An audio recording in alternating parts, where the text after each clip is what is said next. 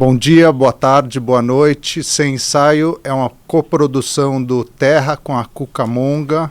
Estamos aqui os três sem ensaio, que são o Rodrigo, a Stephanie, que está fora das câmeras, e eu, Luiz, trazendo as pessoas mais legais que a gente conhece na vida para bater um papo. Hoje o Rodrigo 1 vai apresentar o Rodrigo 2, nosso convidado. É com muito prazer que eu apresento meu camarada Rodrigo Piá Corrêa, da Sob Influência, da editora Sob Influência e do podcast Balanço e Fúria.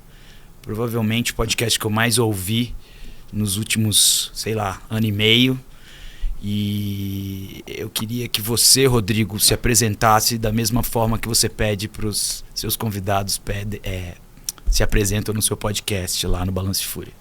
Valeu por você ter topado essa conosco, cara. Eu que agradeço o convite. Fiquei muito contente, primeiro, de saber que o projeto estava rolando, que estava tendo a possibilidade desses encontros, desses registros e tal. E mais contente ainda em participar para falar dos projetos que a gente desenvolve vida dentro.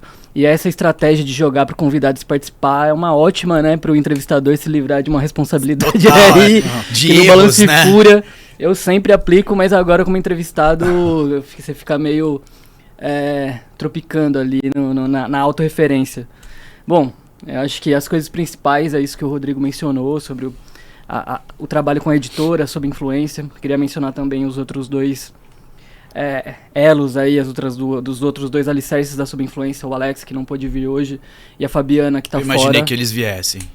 A Fabiana tá fora, tá fazendo uma pesquisa na Yale, que tem bastante a ver com o que a gente desenvolve com a editora. Uhum. E o Alex ficou no escritório tocando as burocracias Sim. cotidianas. Mexendo com os papéis. Então, um salve pros dois, os dois que eu amo. E tem o Balanço e Fúria também, que é eu costumo chamar de projeto. Com o passar do tempo, eu deixei de chamar de podcast e passei a chamar de projeto, porque extrapolou um pouco a dinâmica do podcast. Inclusive, é algo que perdeu bastante atração, mas passei a desenvolver outras atividades com Balanço e Fúria. Discotecagem Comentada, eu acho que é a principal, que é um projeto que é dedicado a especular as relações entre música e política no decorrer da história. Acho que de forma geral é isso, assim, além de curioso. E as duas coisas são movidas, acho que principalmente por essa curiosidade e um certo senso de urgência em relação ao que a gente pode produzir ou não. As duas coisas foram fruto disso. E você consegue dar um pitch da Sob Influência, assim como o podcast é música e política, Sob Influência você diria assim, em poucas frases, que é o quê? A Sob Influência é uma editora independente aqui de São Paulo, dedicada a publicar textos de filosofia, política radical de esquerda e arte contemporânea. A gente nasceu no meio da pandemia e desde então vem travando essa guerra, que é trabalhar com livro, e mais especificamente com um livro dedicado a um nicho, num país como o Brasil. Cara.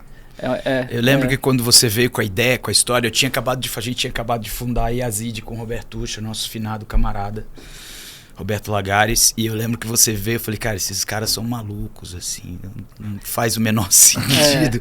Mas agora depois que eu comecei a pegar os livros e ler e ver as coisas, eu acredito que faz muito, muito mais sentido do que foi uma maluquice mesmo. Quando eu tomei o primeiro impacto, assim. Como as coisas vão na Sob Influência, agora que vocês têm um ponto fixo numa galeria central de São Paulo, como é que são os passantes, como é que é o público, como é que funciona isso lá? Tem uma coisa interessante assim da Sob Influência, que eu sinto que ela opera e funciona, pelo menos no meu imaginário e no meu afeto com a coisa, quase que numa dinâmica de banda, assim, pra gente que tem esse trajeto que se apropria de política, de literatura, de arte, de forma geral, com o punk como um fio condutor ali.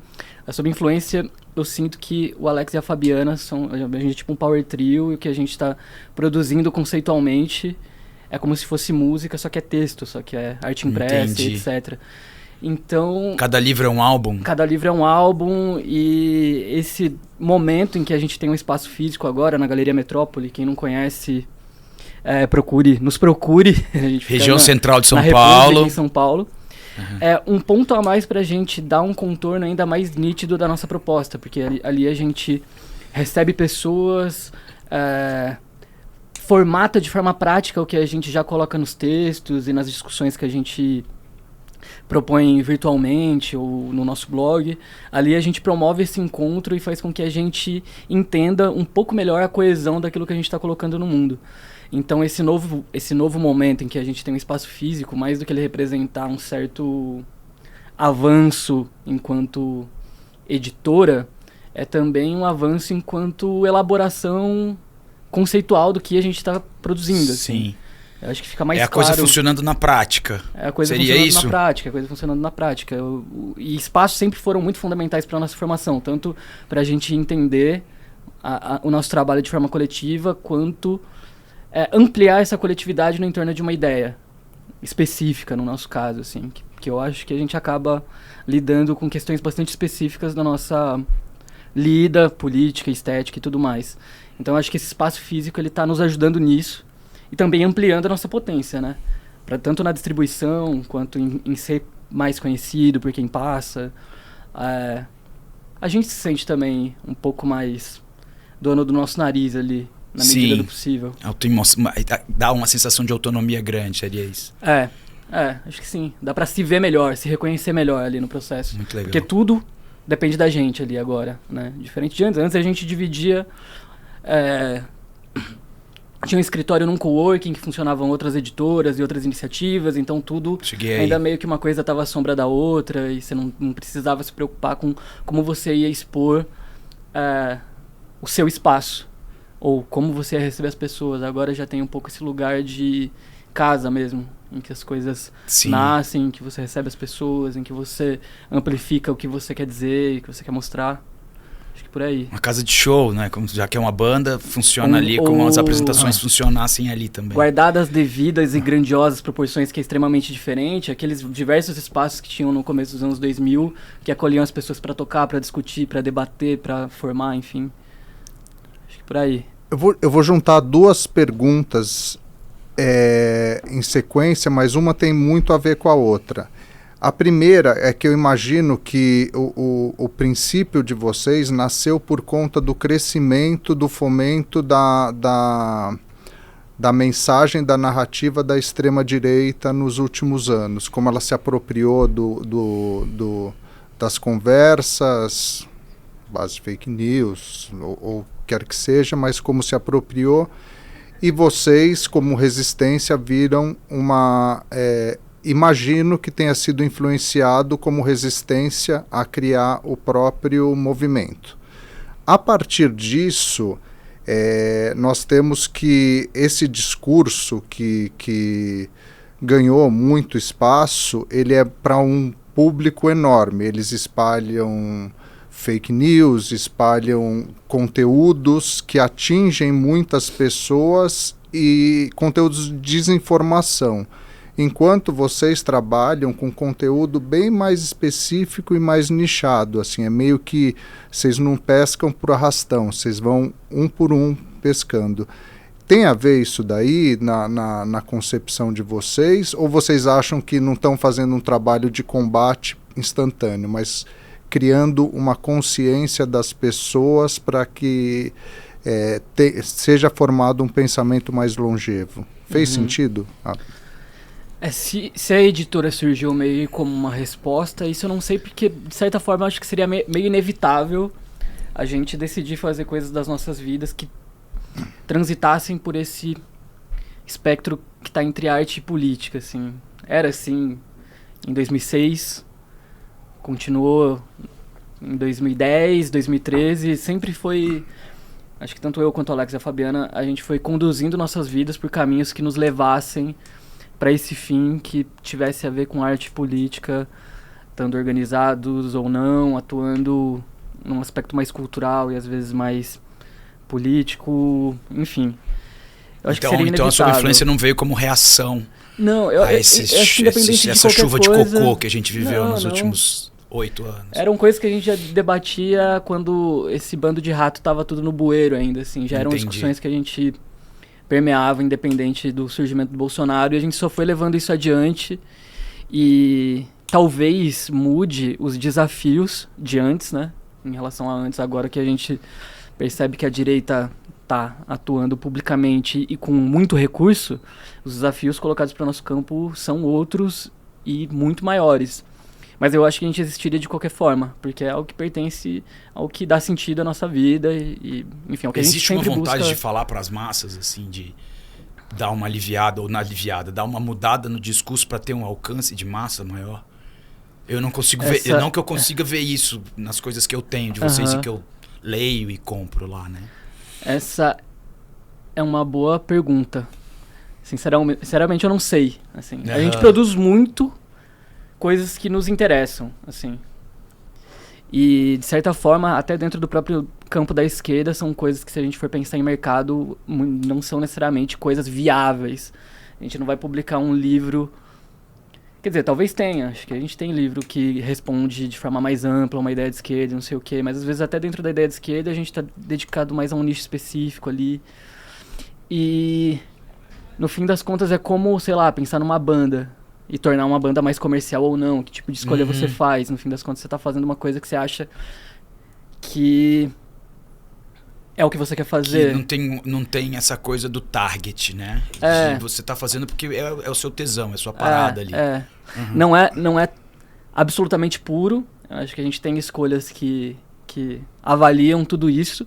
Mas a editora não é uma editora dedicada a publicar textos políticos mais comerciais, assim. Entendi. Se a gente pensar numa coisa mais ampla da esquerda e tudo mais, não atravessou nada que a gente falou e, porra, isso aqui é legal, vamos pôr no nosso catálogo.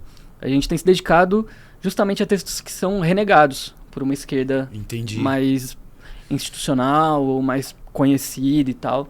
Entendi. Que, no fim, é o que a gente sempre buscou, tá ligado? Fazendo um paralelo de novo com banda, igual quando a gente era mais novo, ficava ali querendo procurar as bandas cada vez mais obscuras. Sim. Eu acho que uma coisa que levou a gente a montar a editora é ter uma prática de pesquisa que queria procurar os movimentos cada vez mais obscuros ali do pós-Segunda Guerra. Tinha um grupo que durou 3 anos, sei lá, em Viena, e eles faziam isso e publicaram isso. Tinha um grupo no México que... coisas assim. Seria um reflexo das coisas situacionistas que a Conrad... Sim, isso foi uma grande... Porque a gente cresceu lendo essas coisas da Conrad. Essa coisa foi uma grande inspiração Conrad, editora gente. Conrad, pra quem não conhece. Coleção Barulho. Coleção Baderna. Baderna. Esses movimentos de contracultura. Provos, Cobra, Fluxos, sei lá, coisas dos surrealistas. Situacionismo. Internacional situacionista, essas coisas foram...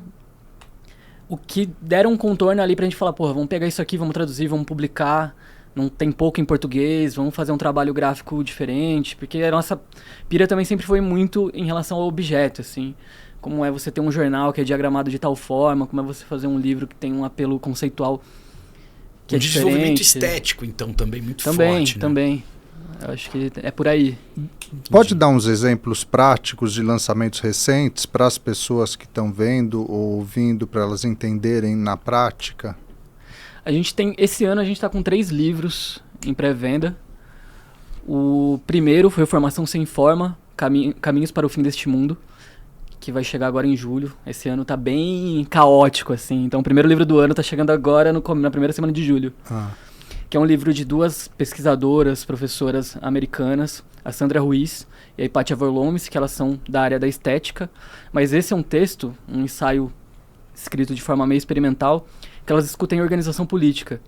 E elas se apropriam muito de outras linguagens para pensar organização. Então é performance, é música, é cinema, são instalações, obras de arte, para tentar colocar em jogo ou em xeque percepções do que significa organização política agora, que a linha do horizonte, uma perspectiva para gerações mais jovens meio que desapareceu, assim. O que há de futuro? Talvez não haja futuro. O que a gente pode fazer agora para que a nossa vida tenha sentido e a gente reivindique espaços de liberdade, de coletividade. O segundo livro é Breve Tratado para Atacar a Realidade, que é de um espanhol, Santiago Lopes Petit, que também vem nessa toada. Eu acho que o Mike Fisher trouxe para o Brasil muito essa ideia do fim do capitalismo versus fim do mundo, assim. Uma coisa ou outra, ou as duas. Ou pô, esqueci o nome agora, o cara que discute a pós-modernidade lá, que também já trazia isso. Enfim. E o Santiago Lopes Petit, em 2009, o mesmo ano que o Mark Fisher publicou o Realismo Capitalista, meses antes ele tinha publicado o Breve Tratado para Atacar a Realidade, discutindo basicamente a mesma coisa, só que o realismo capitalista eu acho que ele ainda se apropria muito da linguagem pop para pensar as coisas, da música, do cinema. O Santiago é mais a filosofia mesmo. E uma crítica em cima do que a gente sabe ou entende como democracia neoliberal, ou como o fascismo opera agora.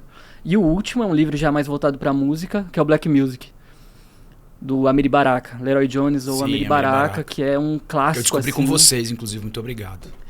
É um clássico da crítica musical americana, é um livro que saiu lá nos anos 70 e agora pela primeira vez está vindo para o Brasil, que é uma coletânea de textos dele sobre jazz, sobre crítica musical, sobre consciência negra. Então, esse daí é um sonho sendo realizado, tá? Em processo também. Animal. Então, acho que é por aí. A música também, ela contorna ali um pouco o que a gente pensa. A gente tem alguns títulos já que vão sair que tem a ver com música, mais de um, não sei se esse ano, mas é uma coisa que tá vindo, assim. O que vocês têm lançado eu acho que eu tenho todos, não sei se eu tenho todos. É um Inana, que minha avó falava, né? Isso aqui é uma Inana. É tipo uma confusão. E esses dias eu fui ler lá e não tinha nada a ver o texto com isso. Tem aquele primeiro manifesto que eu tenho, que é o primeiro, é o Zero, é o Zine Zero, né? E eu peguei do Guy Debord, do camaradinha que fala, Douglas. Dá uma estrutura de Guy Debord para a América do Sul, assim, que eu achei interessantíssimo. E é muito legal. Mas eu tô falando isso pra sei lá, tentar fazer uma provocação, que se vocês têm editoras muito próximas de vocês, né? Eu diria que a Autonomia Literária, Boitempo, e essas editoras que estiveram com vocês ali naquele espaço da Rui Barbosa ali. Vocês têm alguma coisa em sincronia? Vocês dialogam? Ou é cada um por si? Ou tá todo mundo meio que dialogando um com o outro? Tá se criando ali uma gangue, uma corporação? Nossa, como... eu sou um dissidente da autonomia literária, né? Assim, porque eu comecei antes desse rolê todo de editora. Eu sou formado em História, trabalhava com Educação e Cultura até 2019. A partir de 2019 eu vou trabalhar na autonomia literária e lá eu começo a sacar como que uma editora funciona e como aquilo era interessante. Mas eu acho que o que me motivou a transformar Sob Influência numa editora era o fato de querer... Sabe, tipo, querer fazer uma música autoral. Eu quero fazer uma coisa autoral, assim. Quero parar de tocar a música dos outros e... Sim. Cantar hardcore em português. E eu trabalho ainda para Autonomia Literária. Ainda as capas eu continuo fazendo. Sou muito grato a eles que me ensinaram boa parte do que sei. Que me permitiram deixar de ser um educador para atuar ali com os livros. Entendi. Então a Autonomia Literária sempre foi muito parceira. A gente... No ateliê do Bexiga a gente ficava numa sala de frente para eles, que era a sala que antes da gente ficava a Elefante, que é outra editora. Então é um mundo pequeno, né? Esse rolê das editoras de esquerda, políticas e tudo mais, não é tão grande. Se você monta uma editora, rapidamente você vai conhecer as pessoas das outras, né? Vai fazer feira, divide mesa e etc. Então existe esse diálogo, mesmo que não de forma... teórica, mesmo que haja diferenças ali no conteúdo que é publicado, nas abordagens, são parceiras, assim. A gente se conhece, a gente se tromba, a gente se convida para os eventos um do outro e essa troca acontece. E tem isso, né? A autonomia demais. Ali foi me recebeu, depois recebeu a Sob Influência na mesma casa. Sim. E a gente ainda tem esse contato. Acho que a Autonomia é uma das editoras mais próximas. A Funilaria também é uma outra editora bastante parceira nossa que é mais recente, essa surgiu depois. Mas existe. É uma cena, no fim das contas. É uma cena, tá. Assim, que tem esses intercâmbios. Era isso que eu tava maquinando, de outras cidades. É tipo, aí você vai pra outra cidade, dorme na casa do cara da editora de Londrina, e etc. Pode crer. Pensando em termos de cena, a gente vê que, principalmente Mega Store, mega livrarias físicas, elas acabaram... Saraiva, Cultura, com toda essa crise, elas acabaram muitas fechando, FENAC, mas também é uma oportunidade, assim, voltando umas casas para trás, para que editoras mais nichadas, com um trabalho mais específico, elas criassem corpo e ganhassem autonomia e possibilidade de existir no Brasil? Você acha que tem a ver ou não? Tô pensando, porque a derrocada dessas grandes livrarias foi uma oportunidade para livrarias menores. Uhum. Isso de fato foi, assim, surgiram muitas livrarias pequenas que estão funcionando. Em relação às editoras, quando a Sob Influência nasceu, a gente já nem chegou a lidar com Saraiva ou Cultura, nada disso. Já estavam devendo todo mundo. Mas o rolê do livro, ele tá meio abalado. Ele é... Sei lá, a gente achou que depois da pandemia a coisa ia ser a primavera do livro, assim, todo mundo... Ia funcionar tudo muito melhor. Mas de forma meio irônica, a pandemia fez com que as pessoas consumissem mais livros e talvez até lessem mais, estivessem mais em casa. Aí depois, quando as coisas começaram a abrir, o faturamento no geral, assim, foi diminuindo. 2022 eu acho que deve ter sido um pouco menor que 2021 e esse ano tá um pouco menor que 2022. Ah, é? É.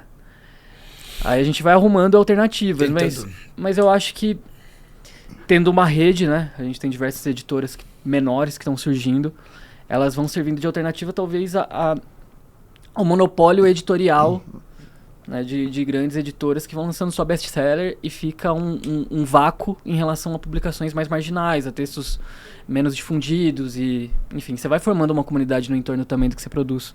Isso eu acho que é a vantagem de você ter uma editora pequena, porque a gente edita o livro e entrega na mão do leitor e fala sobre como foi mandar o e-mail pro professor lá da universidade, sei lá, o MIT, enfim. Uhum. E, ele é gente boa ou não. Tipo, a gente tá em contato direto tanto com o autor, às vezes com o agente literário, quanto com o leitor, assim. Então, acho que tem essa dinâmica diferente, que também é valiosa no processo de, enfim, de conceber um livro, de ter um leitor por perto, de discutir o que está sendo produzido. É porque sem dados que embasem isso, eu vejo um crescimento, pelo menos de popularidade, de algumas editoras mais voltadas para caminhos específicos, que são editoras, eu acredito que médias, não sei dimensionar, mas tipo a Dark Side Books, a Belas Letras, cada uma dentro do seu âmbito específico. E o que elas têm em comum, eu vejo, é elas agregarem alguma coisa aos livros. Isso faz sentido hoje em dia? Você tem que fazer esse movimento além do conteúdo literário? Vocês se veem também? Absolutamente. É até meio paradoxal pensar nisso, porque a Sob Influência, desde que surgiu, acho que por a gente ter esse interesse pelo aspecto estético das produções, a gente também sempre... nunca saiu um livro sem um pôster. E a gente criou uma cultura em que o pôster faz parte do nosso catálogo, da nossa linguagem, da nossa forma. E alguns outros produtos também. Bandeira, sacola, camiseta. E ultimamente a gente tem brincado que talvez a gente tenha viciado o nosso público. Porque esses produtos acabam sendo mais que livros. E às vezes você vai vender um pôster... Não é só um livro. A gente pensou em vender o livro com um pôster e muitas vezes a gente acaba vendendo o pôster e aí... falando pra pessoa que o livro pertence àquele contexto todo, que é importante levar o livro também. Aí a pessoa acaba levando o pôster com o livro. Tem um pouco disso também. O livro é o periférico, né? Acaba invertendo um pouco a razão. Eu não vejo outras editoras investindo muito nisso. Eu senti que passaram, às vezes, a produzir pôster em ocasiões específicas e tal. No caso da Sob Influência, eu entendi que que formou uma cultura no entorno desses outros produtos, que funcionou, que salva o nosso faturamento todo mês, às vezes. Mas sim, de fato, para editoras se manterem, elas precisam ter um olhar muito mais atento, não só ao livro que ela publica, mas em como ela comunica a respeito daquele livro, como o livro se apresenta enquanto um objeto tátil, assim, de pegar, de ver, de cheirar. Sem dúvida, porque texto, LibGen ali, ZLibris, pega tudo, tá ligado? PDF... E livro tá um negócio muito caro. A média, tudo R$70. Muito, né? Não, um livro qualquer, R$70, R$130. Um livro de 400 páginas, quase R$150. Você não vai comprar esse livro só por causa do texto. Não tem como, sabe? Você tem que ser convencido com muitos aparatos ali pra falar, porra, esse aqui isso vou aqui levar. vale, né? Então é meio que isso, acaba sendo indispensável pensar nessas outras coisas todas.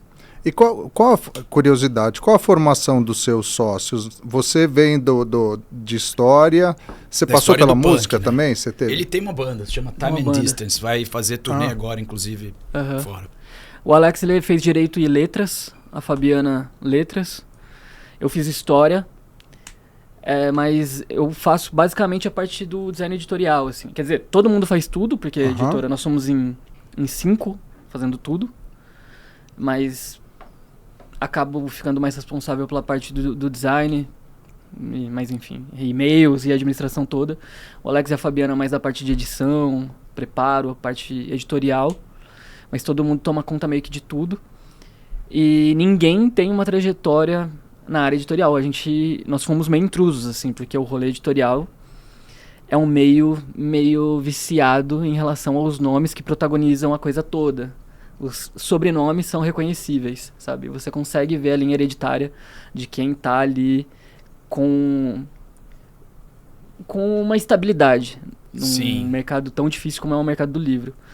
E nós como várias aristocracias brasileiras. Existe a aristocracia do judiciário, a aristocracia da comunicação. Ninguém vem do nada, assim. Quando surge uma editora muito bonita, com um catálogo muito legal, porque é tudo muito caro de se fazer, tanto imprimir, adquirir direito, tradução, nanana. E nós três, eu, a Fabiana e o Alex, somos intrusos porque a gente veio do interior. A Fabiana do Mato Grosso do Sul, eu, o Alex do interior de São Paulo. E começou com muito pouco recurso, quase nenhum recurso, a desenvolver as primeiras coisas. E eu acho que eu era a única pessoa que já tinha alguma lida ali no rolê editorial por conta da autonomia.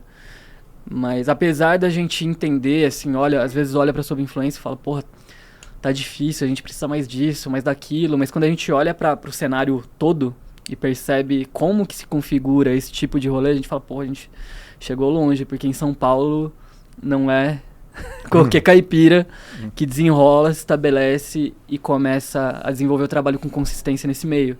Porque como acho que diversos outros meios, é um lugar de apadrinhamentos e não sei o quê. Mas tá funcionando super. Tá assim. rolando. Tá. E vocês têm títulos que vocês sonham em lançar? Títulos em comum? Tem vários. Quais? O Black Music é um sonho sendo realizado. Tem um outro do Amiri Baraka, o Blues People, que é um que também a gente sonha em publicar, espero que role em algum momento. Bom, tem vários. O Fred Moulton é um autor que já foi publicado no Brasil na Quebra pela Crocodilo Edições e é um autor que nos interessa muito assim também. Espero que em breve a gente consiga trazer alguma coisa. O Kodu Eshun, que é um outro autor inglês que era muito próximo do Mark Fisher até. Ele tem um livro que está sendo muito difícil a gente acessar os direitos, assim, é um que a gente quer muito. More Brilliant Than the Sun, o livro. Esses são alguns sonhos, mas Vocês pegam coisas de copyleft? Também. Ou só copyright? Também. Vários, a gente entra em contato direto com o autor. E ele cede os direitos. Alguns a gente tem que adquirir. Alguns são textos lá, sei lá, Luiz Michel. Um texto de 1800 e alguma coisa. Aí já é domínio público. Então tem alguns caminhos aí pra se conseguir publicar os textos que a gente quer. Mas tem vários sonhos a ser realizados ainda. E autores, livros autorais brasileiros novos, vocês trabalham também? Trabalhamos, temos alguns. Tem o Indítias, que é um professor da UFMG. A gente tem 2 livros dele, para além da biopolítica e a anarquia que vem. Tem um livro da Gabriela Laurentes, Luiz Bourgeois e Modos Feministas de Criar. Essa a gente tem, ó. Tem alguns a caminho também. Tem alguns outros a caminho. Esse mês eu vi muita coisa sobre as jornadas de 2013. A gente chegou a conversar lá na editora sobre isso. E esses dias eu vi um livro sendo lançado, inclusive até encomendei, que é do... Putz, me faz o nome do autor. É coletivo, ele organizou. Breno Altman. E... eu pessoalmente achei que vocês fossem lançar alguma coisa de 10 anos depois das jornadas de 2013, até porque muito provavelmente vocês estavam lá, né? E vocês têm participado dessa discussão ou preferem passar esse momento, acham que não se deve discutir? Eu achei muito interessante tudo que eu vi, tudo que eu li, assim, até porque o que eu li estava muito dentro do meu espectro de leitura e de vivência ali daquele tempo. Sim. Se a gente tivesse em perspectiva um livro sobre junho de 2013, ele ia sair tipo em setembro. Ia ser com um atraso totalmente sem timing, porque a gente se enrolou muito nesse primeiro semestre para ter livro chegando da gráfica. A gente simplesmente não conseguiu se organizar para pensar nisso. Quando viu, já era junho de 2023. E a gente fez o que pôde, que foi aquele encontro com você e o Mandioca para tentar amarrar a discussão de alguma forma, que daí a gente se antecipou porque foi em março, eu acho, né? Foi em março. Então a gente trouxe o nosso junho para março. Mas é uma discussão que a gente tá apropriado ali da coisa, porque a gente tava lá e marcou muita gente, foi definitivo pra vida. Acho que todo mundo que teve engajado de alguma forma com as manifestações teve a sua vida ali marcada de forma definitiva. Sim. Tava eu e o Alex, inclusive, em Piracicaba, no junho de 2013 de Piracicaba, desde o começo, no dia 5 de janeiro, mobilizando as manifestações contra o aumento da tarifa. Não, mas é uma história engraçada, porque era um negócio que a gente chamava... viu, pessoal? Passe. Não é Brasil. Era pula-catraca, assim. O coletivo que a gente chamava era pula-catraca. A gente, por 5 meses, conseguiu, meio-dia e às 5 da tarde, liberar a catraca para as pessoas irem embora do trabalho do centro. Eu não sei o que aconteceu, que lapso, que buraco que abriu no tempo, pra gente conseguir por tanto tempo, com a GCM parada, assim, tentando impedir, assim, as pessoas de pularem. Não sabiam o que fazer. Sem fazer nada. Tipo, e a gente tirando barato da cara dos caras por meses. E milhares de pessoas entrando no terminal sem pagar, assim. Agora a gente viu que eles já talvez usariam de outros recursos pra, né? Definitivamente. Mas era uma confusão tão grande, uma novidade, assim, o que faz, tá ligado? O que tá acontecendo aqui? O que tá acontecendo? Né? Eu bato nessas pessoas, eu levo elas detidas, mas a gente teve ali muito próprio desse processo lá na nossa cidade, que não foi nem um pouco pautada pelo discurso reacionário. Eu acho que o 2013 teve um boom que pegou o Brasil inteiro, mas já no pós-luta pela redução da tarifa. Em Piracicaba, não. Já em Piracicaba era 5 de janeiro, a gente estava fazendo o primeiro ato e foi até julho. Todas. Foram 6 meses de ato direto, liberando catraca e sem pelegagem, assim, sem... Sim. Aí depois disso também, como no Brasil inteiro, desandou. Mas, enfim, foi um processo em que a gente conseguiu pautar de fato. Interessante, eu não sabia que tinha rolado isso. Né? Rolou. Você é de Piracicaba? Eu nasci em Curitiba, cresci em Piracicaba. Ah, tá. É que meu sócio numa agência é de Piracicaba. André Forastieri. Ele era dono da Conrad, na verdade. Olha só. Piracicaba, formando o pensamento brasileiro. E tem um cruzamento, assim, né, nas formações e nos caminhos que se parecem muito, assim, né? Tipo, a Conrad trabalhou um monte de conhecido nosso que também era do punk e não sei o quê. Muita gente, né? Eu conheço gente que passou pela Conrad, que eram os meus amigos que estavam ali no Impróprio em 2004. Né? Que dali um tempo estavam lá. Mas, continuando nessa pergunta, outra coisa que também me perpassou nesses últimos 2 meses, nesse último mês e meio, é sobre a geração perdida. Eu vejo muito, inclusive, uma parte da mídia mainstream, não do Brasil, porque a mídia mainstream do Brasil é complicada, para dizer o mínimo, falando sobre uma geração que se perdeu. E eu lembro que como eu sou nascido em 73, em 80 alguma coisa, uma geração tinha sido perdida também. E como você é muito mais novo que eu, você acha que definitivamente, depois de ter vivido todos esses cataclismas e todos essas brutalidades econômicas, sociais, políticas e até estéticas, uma geração se perdeu? A sua geração tá sem chão, como a minha teve quando eu tinha 12 anos, ali depois do Plano Collor? Uma coisa que eu tava pensando recentemente é sobre alguns momentos do tempo que se foi permitido explorar o que o tempo te oferecia. E eu acho que a minha geração ali, eu nasci em 94, a minha geração, ela pôde explorar um pouco isso, mas de forma muito breve, assim. Eu acho que a geração anterior dos anos 80 conseguiu, de fato, aproveitar o que o tempo permitiu ela aproveitar. Ao mesmo tempo que antes eu achava que essa geração dos anos 2005 em diante estava fadado à desgraça mais absoluta. Mas eu acho que essa geração vai conseguir se apropriar dos recursos do seu tempo para aproveitar o seu tempo de alguma forma. Porque, diferente de nós que pertencemos ao século XX, consumimos produtos culturais que quase que não fazem sentido mais para esse século, música, livro, cinema. A gente vai falar sobre música. Uhum. Essa geração de agora é outra coisa. Eles vão conseguir extrair a vida delas de outra forma, de outros lugares, assim, que a gente não vai conseguir. Então eu parei de ter um pouco de dó de quem tem 15 anos agora, porque quem tem 15 anos agora tá com uma constituição subjetiva a outra, que não tem nada a ver com a minha, e ela não tá perdendo nada, tá ligado? Sim. O que me fez feliz lá em 2008 não é o que vai fazer feliz agora alguém de 15 anos hoje, é outra coisa, e ela vai saber identificar o que é. O que é a felicidade. Agora, a minha geração, agora eu tô com 29 anos, que tá nesse... Tá velho, hein, bicho? Que absurdo. Que tá nesse meio do caminho, tá ligado? Que não tá nem desfrutando do que esse novo mundo tá configurado, tá perdido, tá ligado? Pô, o que eu aprendi a amar e a gostar tá em derrocada, eu não tô conseguindo me incorporar esse novo mundo nas minhas formas de fazer, então eu tô meio perdido, assim, eu acho que muita gente da minha geração tá perdida, enquanto talvez pessoas da geração de vocês aproveitou um pouco melhor o que havia ali do fim dos anos 90 até 2010, com o que havia, e agora meio que já talvez tenha largado de mão, ou já conseguiu aproveitar a juventude de fato e agora tá num outro lugar.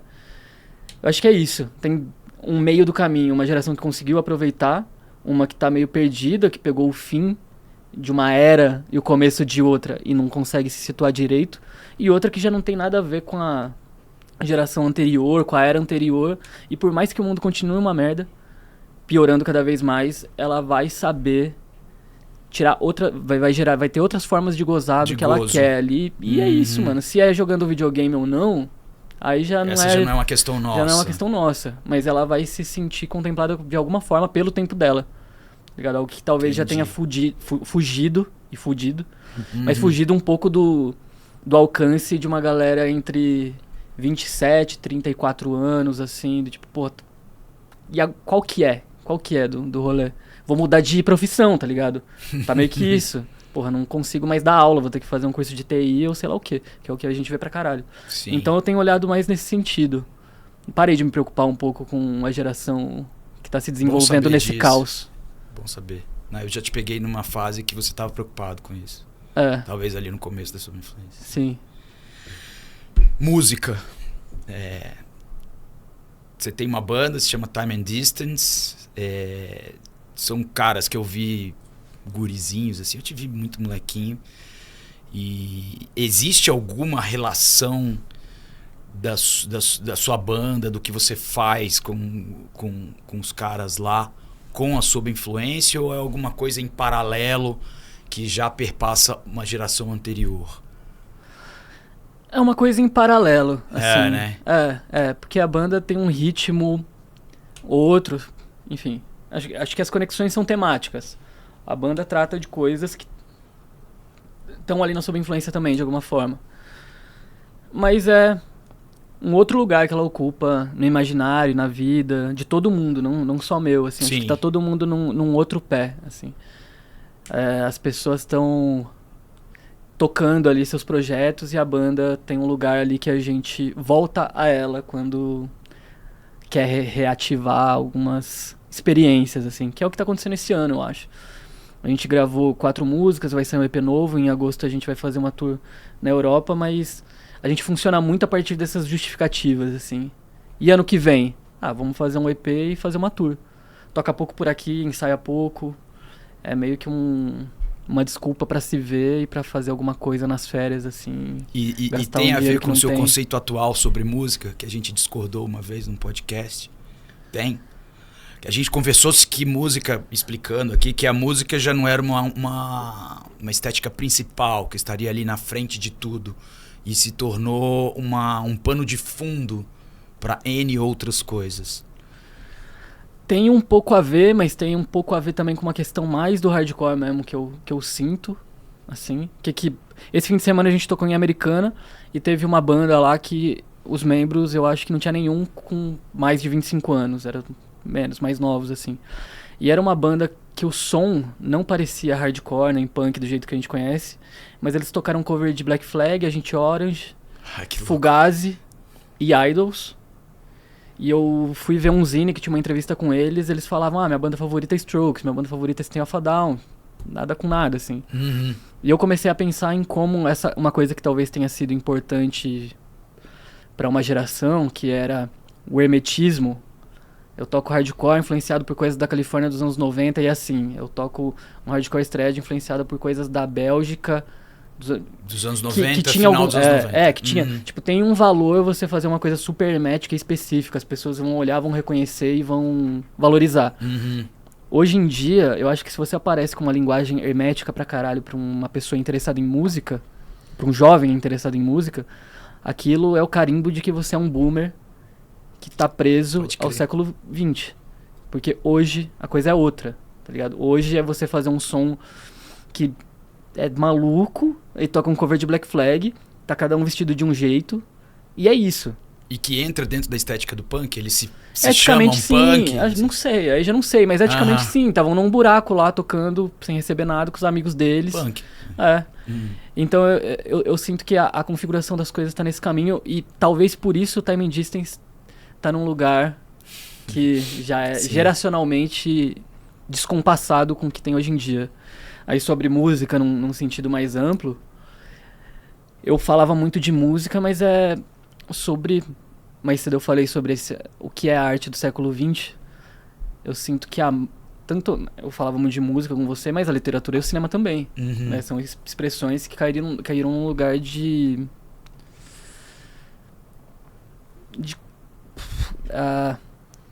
secundarizado, talvez, assim. Acho que no geral a arte do século XX no século XXI tem um lugar secundarizado. Agora tem a arte do século XXI, que aí eu acho que cabe um pouco pensar no que ela é e como ela se configura. Aí é a música a partir do single, que você só acha no Spotify. É o filme que é produzido pela Netflix e depois de um tempo vai sumir do catálogo e sei lá quando você vai achar, tá ligado? A memória se desfazendo. É o livro que você vai comprar, mas às vezes não vai ler, normal também, enfim. Acho que tem todas essas questões que devem ser discutidas. Mas eu continuo achando que mudou, assim, né? Eu lembro que a gente teve discussões gigantes dentro da minha casa por conta disso, assim. E hoje eu até consigo entender um pouco melhor o seu ponto de vista. Como a gente está chegando no final, tem uma última pergunta meio provocativa. Você quer falar alguma coisa? Não, pode... Vai, bicho. É provocativa porque... Do rapaz, não, é provocativa porque é otimista, de maneira irônica. Você estava falando dessa arte cair em desuso. Eu entendo que na pandemia, naquele momento ruim, a gente entendeu e aprendeu que a gente pode viver sem viagem de avião, que a gente pode viver sem ir para resort, que a gente pode viver sem eventualmente viajar para Disney, ou ir para uma quadra de beach tênis, ou ir para Faria Lima, mas a gente não vive sem música, a gente não vive sem literatura, a gente não vive sem cinema, a gente não vive sem as artes que você acha que caíram em desuso. Eu estou sendo muito otimista?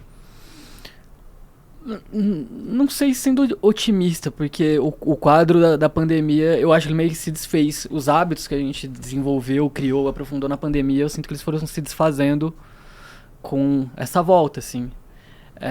E isso reflete, sei lá, pensando no Balance Fúria. Eu produzi muito na pandemia, agora não consigo mais. E pensar também, né, nessa queda do faturamento das editoras nesse ano, que houveram um reajuste na bolsa de doutorado e mestrado, e a gente falou, porra, os pesquisadores vão começar. Não aconteceu. Eu acho que tem um outro lugar em que esse sofrimento está sendo atenuado, que é na rua, né, de certa forma. A gente continua lendo, continua ouvindo música, continua vendo filme, mas talvez agora estejamos preferindo fazer as coisas na rua de novo e tudo mais, e isso meio que deu uma amortecida de novo nos hábitos domésticos, assim, de certa forma. Cozinhar, por exemplo, também. A gente foi cozinhando menos, não sei, pensando aqui sobre o que deslocamento coloca como impeditivo na nossa vida. Ouvindo música no caminho, ao invés de passar a tarde como pano inteira. de fundo, assim. Eu acho que tudo bem, assim. Eu não sei o quanto isso é nostálgico, né? Ficar remoendo. E nostalgia eu acho que não é um negócio bom. Mas enquanto observação, assim, observar e falar, é isso que tá acontecendo. Eu acho que é por aí, né? É uma especulação também sem grandes fundamentos. E eu acho que tudo bem. Tudo bem mesmo. Obrigado. Mais algo? Piá, obrigado por ter topado essa com a gente, cara. Passa onde as pessoas encontram, tanto editora, podcast ou pessoal. Tá, antes de encerrar, eu trouxe aqui uns presentes, né? Ô, louco! A gente precisa ilustrar que demais. o que a gente fala. Talvez o Rodrigo tenha um deles aqui, mas enfim, aí vocês decidem com quem fica o quê. Mas a gente falou do pôster. Aqui eu trouxe um pôster que tem... Mostra lá pra rapaziada ali, ó. Ah, que demais. O lema da editora. Aqui, esse aqui é o lema da editora. Ai, que legal. Eu tenho esse. Demais. E 2 livros. Ah, tem uma camiseta aqui também. Tava falando desses produtos. Essa camiseta. O que forma a cesta, né? O que forma a cesta. O combo. Essa camiseta foi feita no contexto da publicação do Breve Tratado para Atacar a Realidade, em que esse diabão aqui. Sensacional. É parte da capa. Genial, cara. Pô, obrigado pelos presentes. Muito legal dessa parte. E 2 livros aqui. O nosso primeiro, Por uma Arte Revolucionária Independente. E O Capital Está Morto, que foi um dos últimos livros lançados ano passado.